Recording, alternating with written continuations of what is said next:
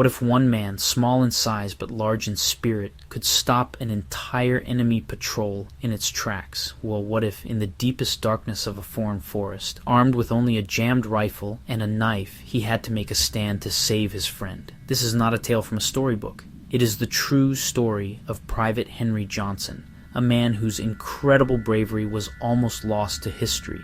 His 10-minute fight in the dead of night became a legend, a testament to the power of courage when faced with impossible odds. It is a story of a soldier, a friend, and a hero who fought not just the enemy, but the silence that followed. This essay will explore the life of Henry Johnson, from his humble beginnings to his extraordinary moment of valor during World War I.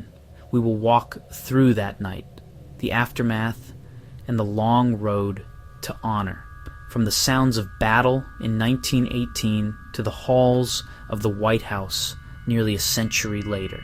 This is the story of a man they called Black Death, a name given in fear and respect by the very enemies he fought.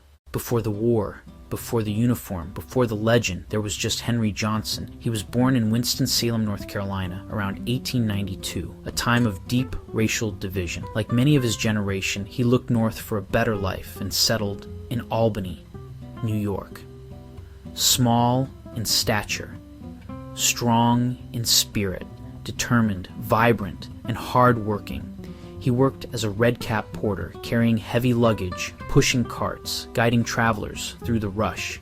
It was demanding labor, strength, and stamina that would serve him later. He lived with limited opportunities and segregation, but kept his dignity and drive. In April 1917, America entered the war. For Henry, service was a chance to prove his patriotism. He enlisted June 5th, 1917, trading a porter's cap for a soldier's helmet, assigned to an all-black unit determined to fight for a country not yet ready to fight for them. He was about to become a Harlem Hellfighter. Henry Johnson joined the 15th New York, later federalized as the 369th Infantry Regiment. They earned the name the Harlem Hellfighters, men from Harlem and beyond serving in a rigidly segregated army that often refused to fight beside them. First assigned to labor their spirit unbroken, Colonel William Hayward pushed to get them into combat. The AEF, short on men, assigned the 369th to the French army. American uniforms, French weapons, and tactics. They spent 191 days on the front, more than any American unit, never losing ground, nor a man captured. With American grit and French elan, and a band that brought jazz to Europe, their foes dubbed them Hellfighters. Within this band of brothers, Private Henry Johnson stood guard on a quiet, dark night in France. The setting for Henry Johnson's stand was the Argonne Forest in France's Champagne region. Spring 1918, grim tension, a dense maze of trees, deep ravines and mud. Years of war carved trenches, wire, and craters into the ground. Guard duty, patrols, and the threat of sudden attack defined life at the front. The air smelled of damp soil, gunpowder, and decay. The 369th held an advanced, isolated listening post, Post 21, forward of the main lines. On the night of May 15th, 1918, Privates Henry Johnson and Needham Roberts stood watch. The moon hid, the forest went black, drips in the leaves, distant guns, then a soft metallic click. Wire cutters on the post's defenses. They were no longer alone. The first sign of the attack was a sudden barrage of grenades. Explosions erupted around the sentry post, dirt showering Johnson, shrapnel wounding Roberts. In the flashes, he saw a large raiding party, at least a dozen, maybe more. Both men opened fire, French-made rifles, barking, but they were vastly outnumbered. Roberts fell, badly hit, unable to stand, handing clips to Johnson from the mud. After a few shots, Johnson's rifle jammed. In close combat, a jam can be a death sentence. He flipped it by the barrel and swung like a club, dropping a man and smashing the rifle to pieces. Then he saw two Germans trying to drag Roberts away. The thought of his friend being captured lit a fire in him. He later said, There wasn't anything so fine about it, just fought for my life. A rabbit would have done that. He charged, drove the bolo into one captor, and fought with a ferocity that stunned the raiders who expected an easy prize.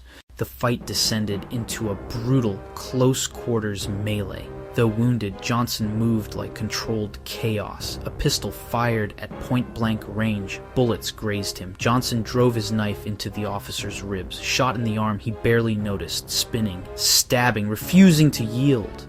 One man became a terrifying force in the night. Johnson was wounded again and again, foot, side, head. Yet with each wound, his resolve hardened. He shouted to keep courage high and to make the enemy think Mormon had arrived. His goal never changed. Protect Needham Roberts. Seeing a German taking aim at Roberts, Johnson charged one last time, sinking his bolo into the attacker's head.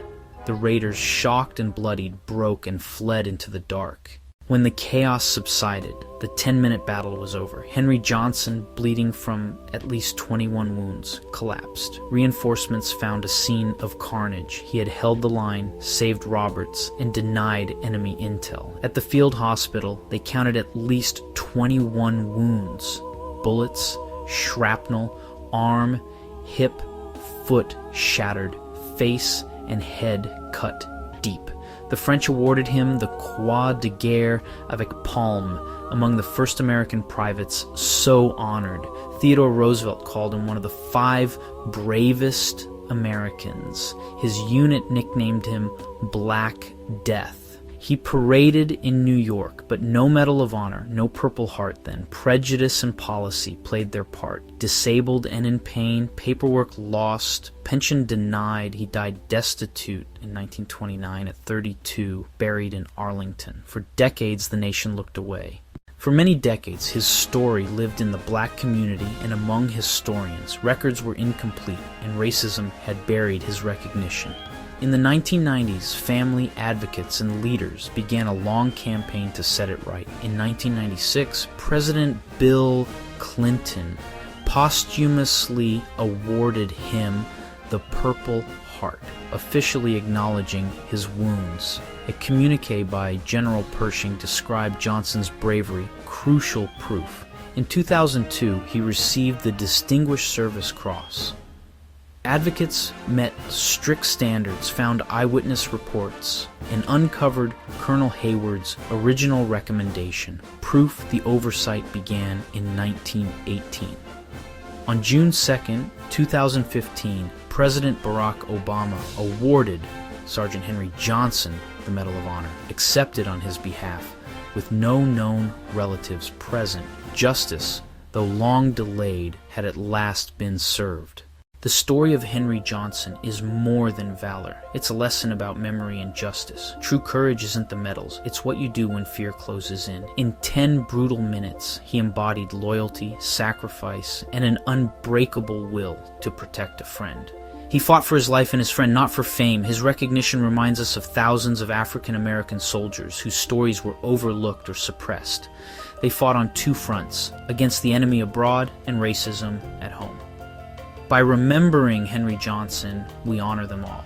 We face a history where patriotism wasn't met with equality, and skin color overshadowed character. His story compels us to seek the forgotten heroes. Today, his legacy is secure: statues, courses, and a citation to teach future generations. He stands as a symbol of incredible bravery and the persistent fight for justice. From celebrated hero to forgotten veteran and back again.